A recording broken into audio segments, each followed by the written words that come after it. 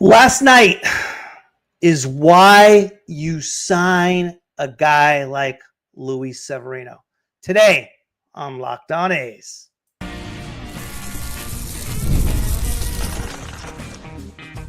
You are Locked On A's, your daily podcast on the Athletics, part of the Locked On Podcast Network. Your team every day. Welcome to Locked On A's, part of the Locked On Podcast Network, your team every day. I am your host, BOONEY, one name, all passion. Thank you for making Locked On A's your first listen of the day. I'm from the Bay Area, and I've been a diehard A's fan since 1981. This isn't just another A's podcast. This is the most informative and insightful show on the A's, period. We cover the A's every single day, breaking down games, delivering the latest team news, and giving you deep, thoughtful analysis you will not find anywhere else. If it's happening in Sacramento or Vegas, we got you covered. We are free and available wherever you get your podcast, including YouTube. And do me a favor, hit that subscribe button wherever you are following the show. Stick around. This is Locked On A's, where we don't just recap wins, we celebrate the fight. Happy Easter, everybody. Good morning for those who are joining. It's always a better morning coming off an A's win, right? And speaking of wins, he's got one last night and tied the series against the Brewers at 1. Today's the rubber match. We will preview Game 3 a little bit later.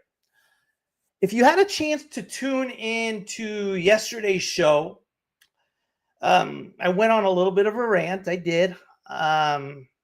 Questioning the A's toughness as a team and discuss the importance of team culture and what the A's are trying to build. And culture in just about everything we do, not just in sports. Now, the old saying is winning solves everything. And has my take changed since the win last night? We'll get into that a little bit later. What's up, Sem boy? Yeah, absolutely. Let's go Hayes. Rick, what's up, bud? That's our A's. One day to spare. Ain't that the truth, man? They keep messing with us.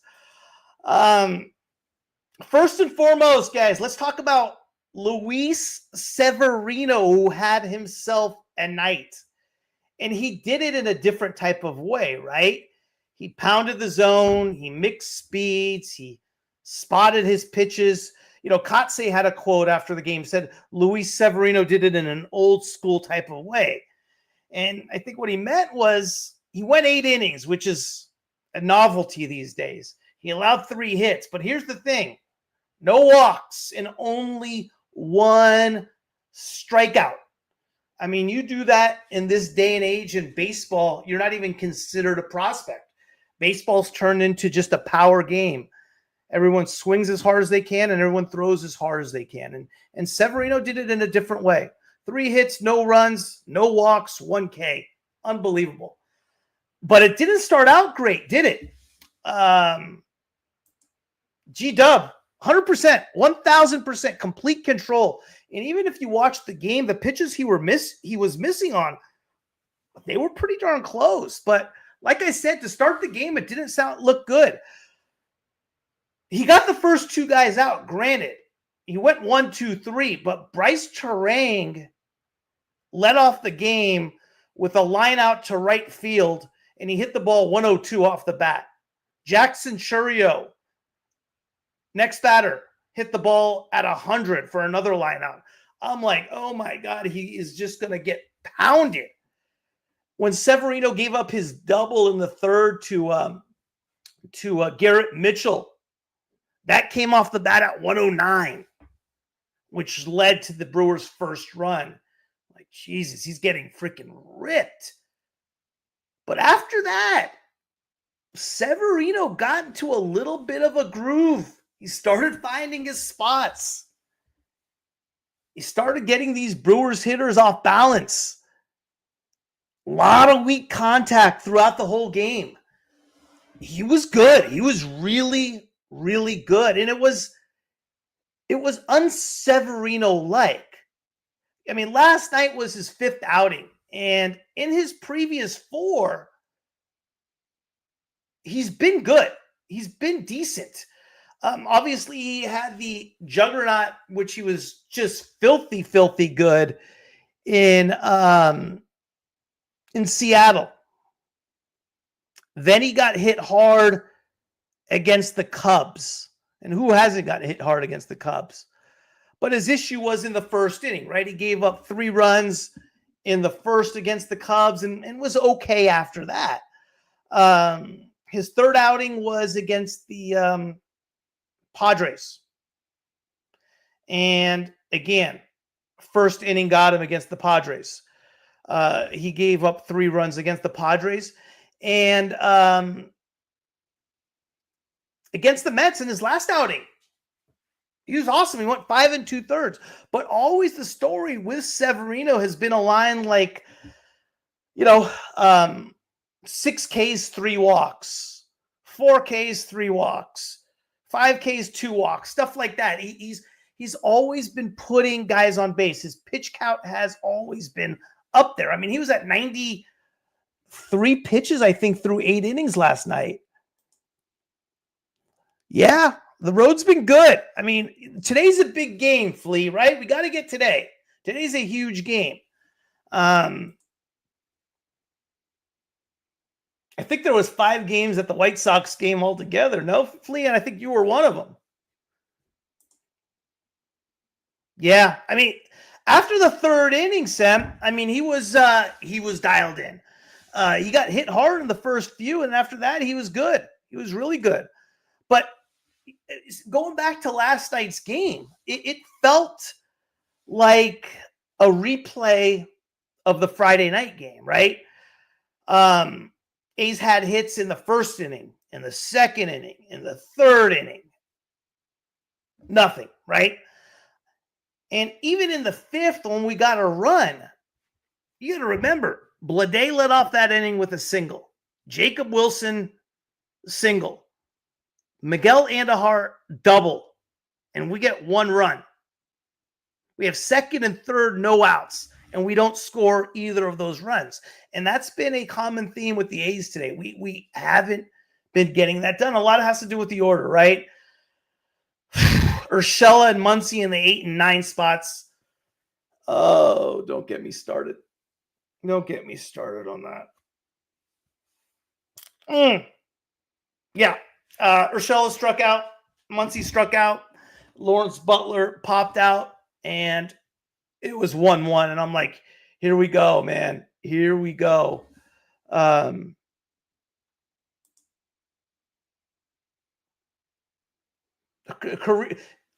Flea, here's an interesting thing on Sterner. Let me pull it up. I'm going to do my daily Sterner thing. I'm high. You guys know this. I'm high on Sterner. Sterner, check this out. If you want to hear some cool stuff, Sterner this season in 10 1/3 innings, 5 hits, 14 Ks, 6 walks, no earned runs. Okay. In spring training, here's even something even better. In spring training, here's what Sterner's done in spring training. I'm going to tell you what Sterner did in spring training because it's nutty. Justin Sterner in spring training, 12 innings, 5 hits, 17 Ks, no runs. So if you were to combine spring training and the regular season, just for the heck of it, 22 1/3 innings, 10 hits, 8 walks, 31 strikeouts. That's nutty, man. That's pretty darn good right now for you. Hey, Pete, how are you, bud? Happy Easter, everybody. Sterner is crazy. Not a bad pickup for a free agent out of Tampa. But again, the bottom of the lineup is just crushing us. And we tied the game in the 5th. 1-1. And I'm like, geez, we really missed an opportunity to tag on a couple runs. Rooker, huge bomb in the 6th. I thought that was caught. It took me a minute. I think everybody thought it was caught for a second. Gave us a 2-1 lead. Send Muncy down, DFA Brown. Move Wilson to the spot 2. Move Anhart to the 4. And it's, Jesus, a lot of things going on there. Muncy's going to go down. When Geloff comes back, Bill, Muncy's definitely going to go down. So once here's the problem though with Muncy and why you have to play him. With young kids at the age like Muncy, I mean, what is Muncy? Muncy is he's 22 years old, right? He's 22 years old. You got to play young kids. If you're going to bring them up, you have to play them. Okay, that's the whole deal with them. You have to play them if they're young. If you're not going to play them, just leave them in AAA. So I just don't know if they should have brought them up at the beginning, but they did. You have to stick with them, so forth. But I don't. The problem with DFAing Brown though is he had this type of start last year, right, where he struggled in the first half, and then he tore it up in the second half. And also, Brown's a good clubhouse guy, and he's a guaranteed contract guy. So I don't know if we want to do that. Yeah, until Geloff comes back for sure. Yeah, I know Henderson's debut. Going to get that a little bit later for sure. We do have a solid shot. Got to get it. No question. So I don't know if the answer is sending down Brown. If you're going to bring somebody up like Kurtz, who's been struggling, that's a different story. But 2-1, 6th inning, Langeliers bomb in the 9th. We needed that. Huge. Mason Miller has been unbelievable. Let me read you Mason Miller's stats because the dude has been dominant. He's pitched in 7 games, 7 innings, 3 hits, 1 walk, 14 strikeouts, no runs, 6 saves. That was a good win last night. Milwaukee's a quality team. We needed that type of win. But like I said earlier, if you were on yesterday's show, you heard me go off about the A's toughness. And their team culture. And it's something that I believe is bigger than just one game. But, winning solves everything. Has that changed? Unfortunately, no, it's not there yet. I don't know what's going on with Andahar and Wilson. I don't know if you guys have noticed. It was 2 plays yesterday. We had about 2 plays on Friday and a couple plays in Chicago as well, where it's a blooper to left field. And Wilson's chasing down the ball. Andahar's coming up front. And they've had almost about 5 or 6 collisions. First of all, that's Andahar's play, right? It's the play that for the defender that's coming in, not running backwards. But is Andahar calling off Wilson? And isn't this something that should be addressed after it happens one time? I mean, it is happening time in and time out. And if you saw after the first play, you saw Severino shaking his head. Andahar didn't have the best body language with regard to it. I don't know what's going on those type of plays. It's just wild.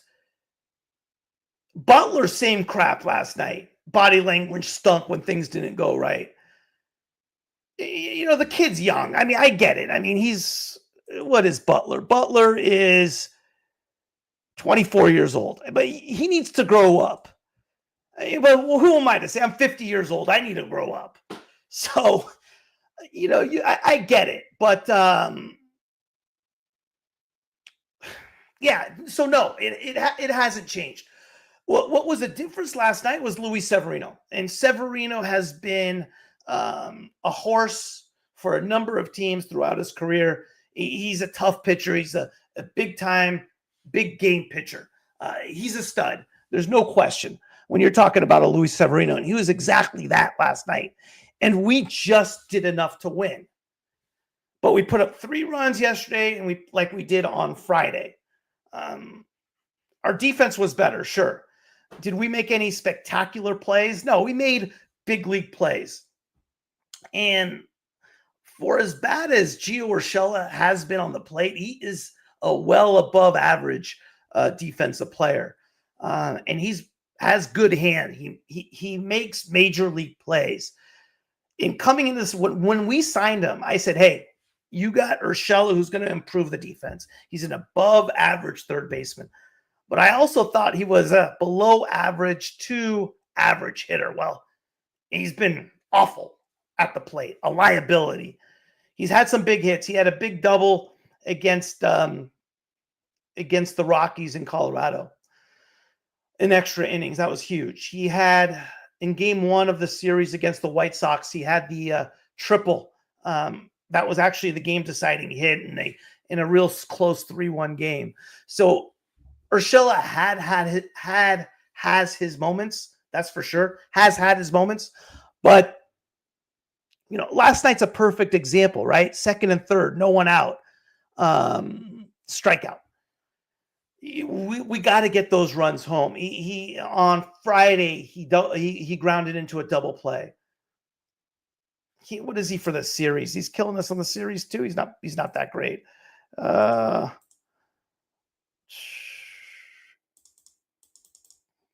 you what it is right now in the series. Urshela is 0 for 6. He has 1 walk, 0 for 6. Against the White Sox.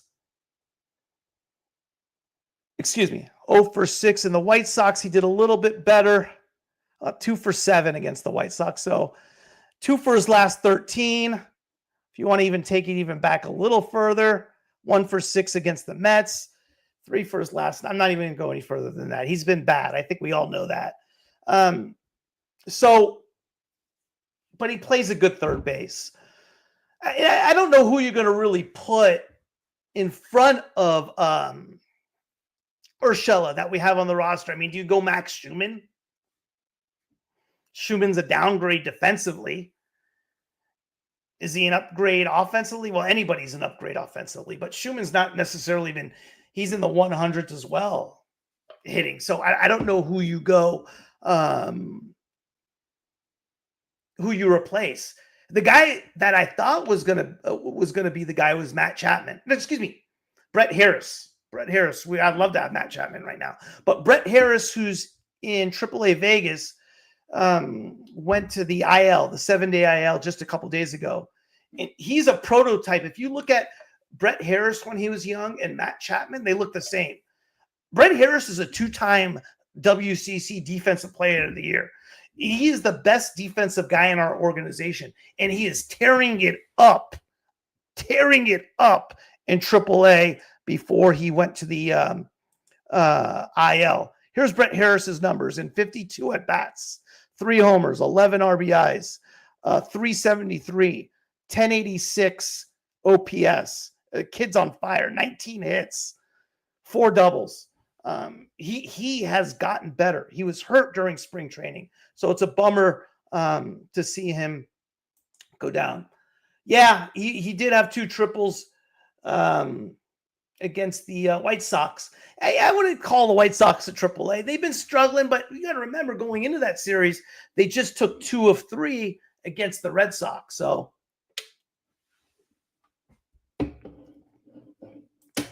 who do you want to call up, Flea?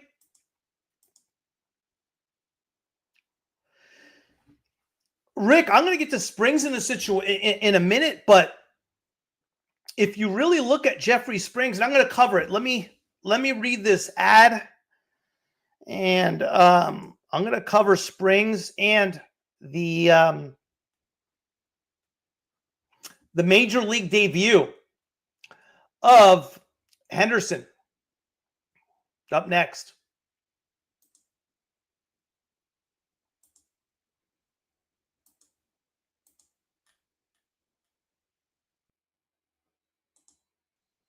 The NBA playoffs are here, and FanDuel is giving new customers an incredible way to get in on the action right now. When you join FanDuel and place your first $5 bet, you'll get $250 in bonus bets if your bet wins. I love how FanDuel makes betting so easy, whether it's picking my favorite team or diving into player props. From three-pointers to steals to assists, FanDuel has so many ways to bet your favorite player props. Plus, after the game tips off, you can even combine live prop bets into same game parlays for a chance to win big. Don't miss out. Head to FanDuel.com and claim your $250 in bonus bets today.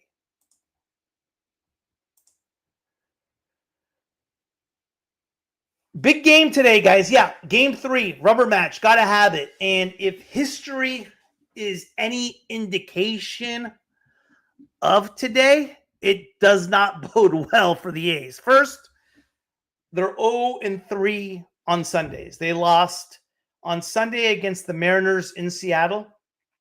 They lost on Sunday against the Rockies when we had a chance to sweep. And they lost on Sunday against the Mets last weekend in a rubber match. It's the third time they're playing in a rubber match of a series. We've dropped the first 2. Game 3 against the Padres and game 3 against the Mets. And this will be the second time they face a pitcher who is making their major league debut. We faced Chase Olander against the Rockies on Sunday. We lost that game. And today, Logan Henderson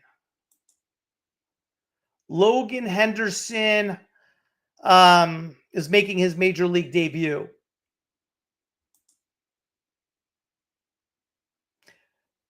And Brent have to be Buster Posey and Hunter Pence of the A's. They need to wake up. That's for sure.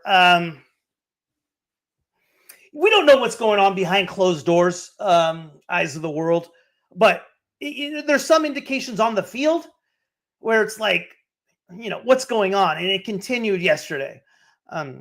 Same crap with Butler. That hasn't ended. And the Wilson Andahar plays on this whole road trip has absolutely boggled my mind. Yeah, Harris for sure. He just went on the IL. 7-day IL 2 days ago, which stinks. But you know who I got coming on tomorrow is Matthew Everett, who is the play-by-play guy for the Las Vegas Aviators.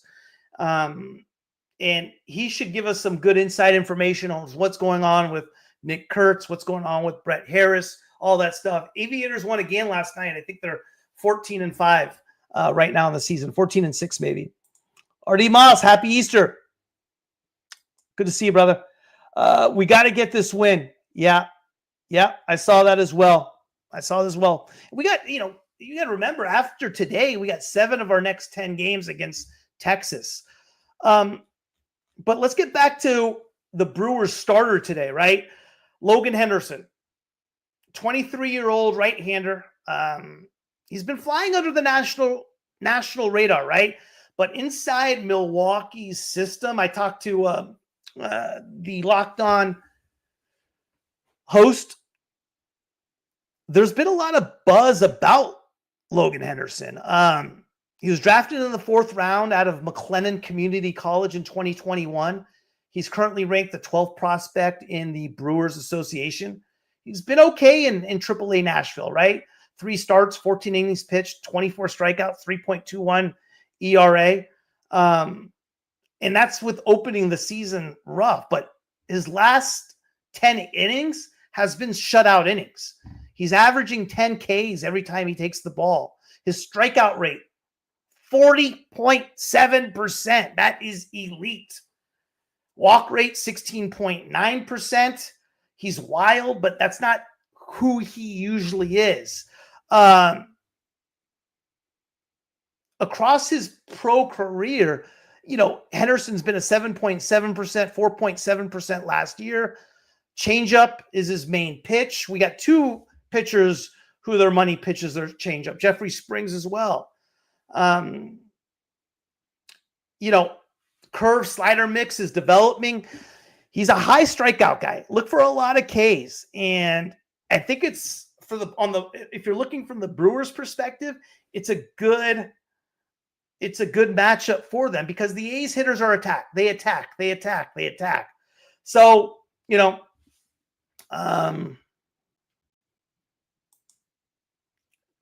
do these Muncy's going to go down? Yeah, I don't think it has anything to do with confidence.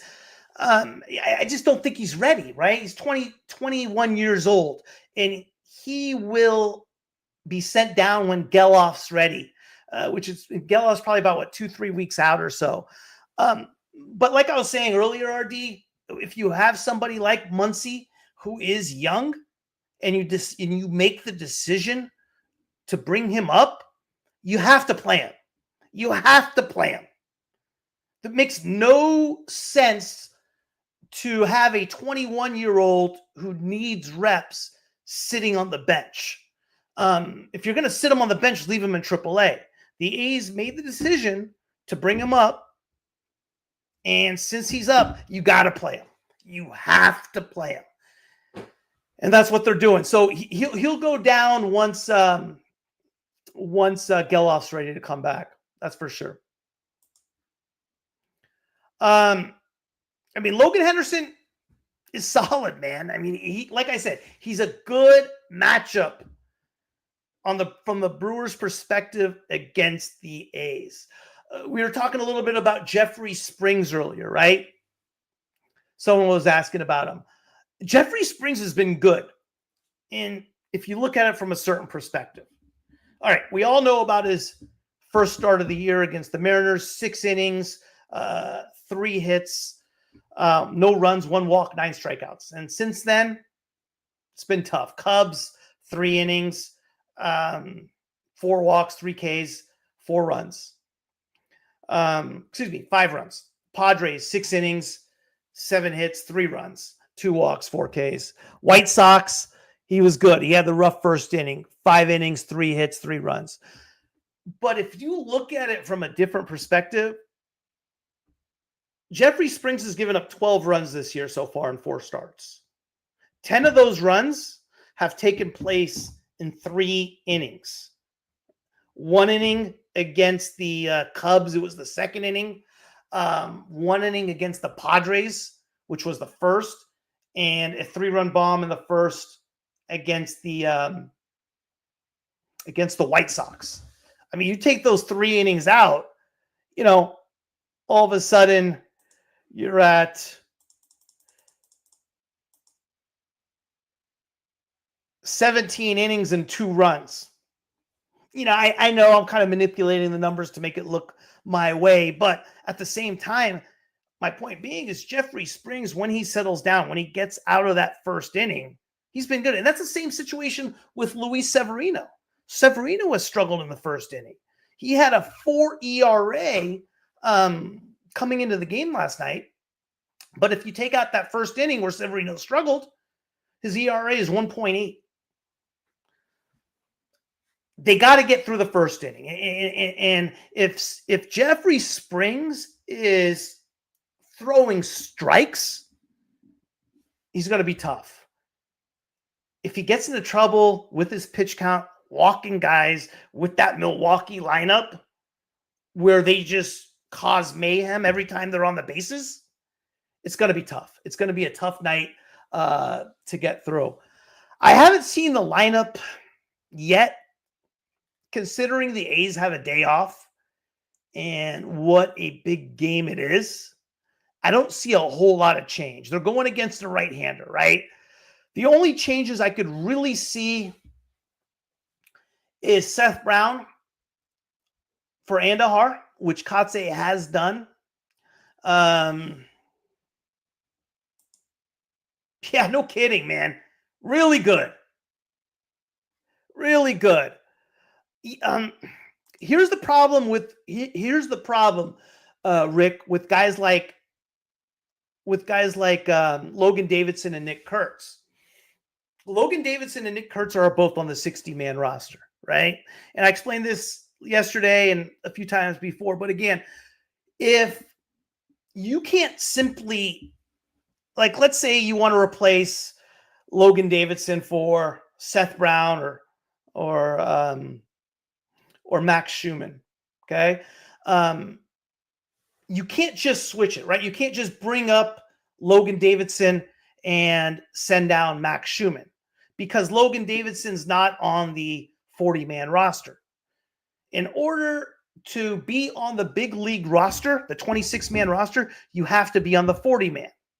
So in order for someone like Nick Kurtz or Logan Davidson to get on the 40-man, you have to release somebody on the 40-man or put somebody on the 40-man on the 60-day IL.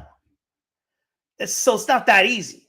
So we're not going to release any of our prospects, and we're not going to, and the only guys that you can really release on the 26-man roster would be a Seth Brown or a Johnny Pereira, right?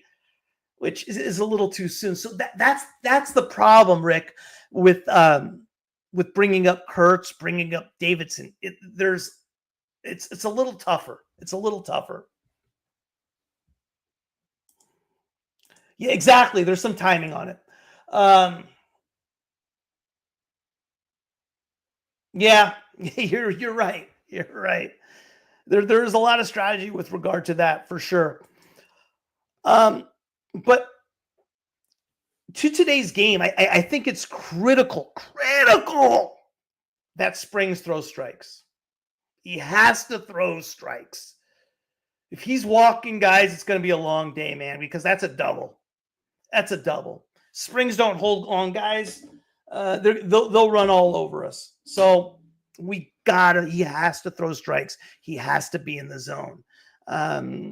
He's been OBS 10 walks in 20 innings right now. And isn't great. When he's around the zone, here's a good way to know if Springs is going to be good today. If his fastball's around 91, 92, he's going to be good. If it's 90, 91, something like that, it's going to be tough. Because his out pitch is his changeup. When he was in his heyday in 2022, his fastball was around 93, 94. Since Tommy John surgery, it's gone down a couple miles per hour. And that's a big deal for a guy like Springs, where his out pitch and his big pitch is his changeup. Changeup don't look as good when your fastball's topping out at 91 versus 94, if you know what I mean. But, we'll see what happens. Let the market come. Yeah. These have a ton. That's for sure. These have a ton.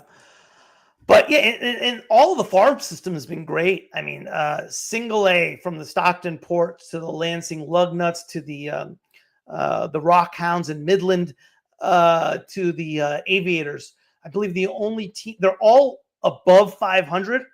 And I believe the only team that's not in first is Midland. And I want to say they're in second.